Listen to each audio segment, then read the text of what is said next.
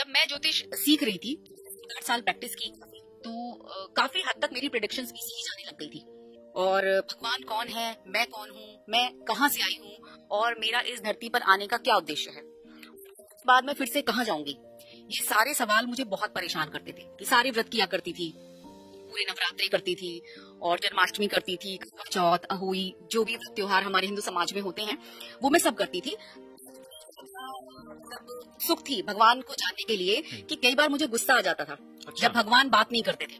अच्छा। मुझे लगता था कि भगवान है तो क्या हुआ, बात क्यों नहीं करते, बात करनी चाहिए। जब मैं उन्हें इतने दिल से, इतने श्रद्धा से मान रही हूँ तो वो मेरे सवालों के जवाब नहीं दे रहे।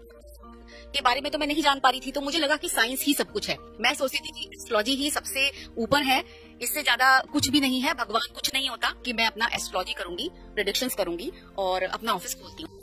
कि कॉलेज के फ्रेंड घर आए संत रामपाल जी की बुक लेकर, उनकी इस बात पे बिल्कुल यकीन नहीं किया कि संत रामपाल जी ही वो सत्य हैं जो हमें सही सच्चाई का रास्ता दिखा सकते हैं। तो मैंने करीब 1 महीने तक, 1 या 2 महीने तक मेरे टेबल पे बुक रखी रही और मैं रोज वहां से गुजरती थी। दिन में कई बार मेरी नजर जाती थी, पर मेरा पढ़ने का मन नहीं बना।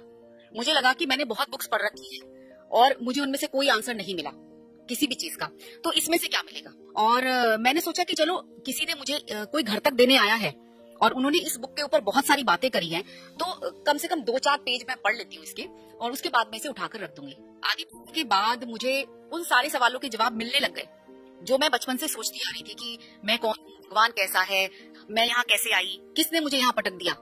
थोड़ा सा बताएंगे दर्शकों को कि भगवान।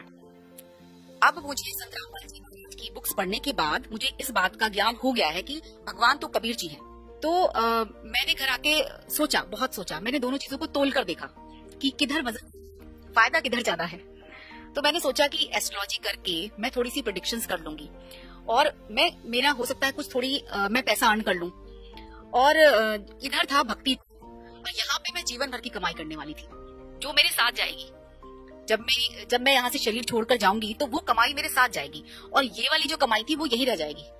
तो मुझे लगा कि इस तरफ, तो मैंने तभी डिसीजन ले लिया कि ठीक है मैं इसे छोड़ दूंगी। वैसे आज अगर हम समाज में देखें तो काफी एक समाज का तबका है जो ये सोच रखता है कि जो संत होते हैं वो सारे के सारे ये बिजनेस है उनका, बिजनेस है। चाहे वो प्रवचन, बिल्कुल कथाएं करते हैं, लोगों को इकट्ठा करते हैं। जी मैं भी बिल्कुल ऐसे ही सोचती थी, मेरा भी मानना यही था। तो जब वो, लेकिन ये सच्चाई भी है, कुछ जो संत होते हैं वो ऐसा करते भी हैं। जी ये सच्चाई भी है, लेकिन एक ही चीज सबके ऊपर अप्लाई नहीं हो सकती।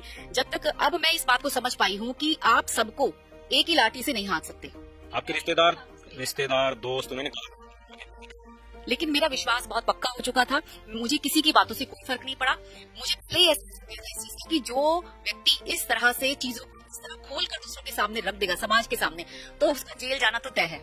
और इस बात का और ज्यादा दुख हुआ कि जो हमारे वो मेरी बात का विश्वास नहीं कर रहे, वो चैनल वालों का ज्यादा विश्वास कर रहे हैं, मीडिया पे ज्यादा विश्वास कर रहे हैं। उन्हें समझाने की कोशिश कर रही हूँ कि भाई मैंने अपनी आंखों से देखा वहाँ का माहौल, वहाँ कुछ भी ऐसा नहीं है जैसा आप सोच रहे हैं। इस प्रेरणादायक कहानी को जानने के लिए शनिवार रात 9 बजे जुड़ें ट्रू स्पिरिचुअल पॉडकास्ट पर।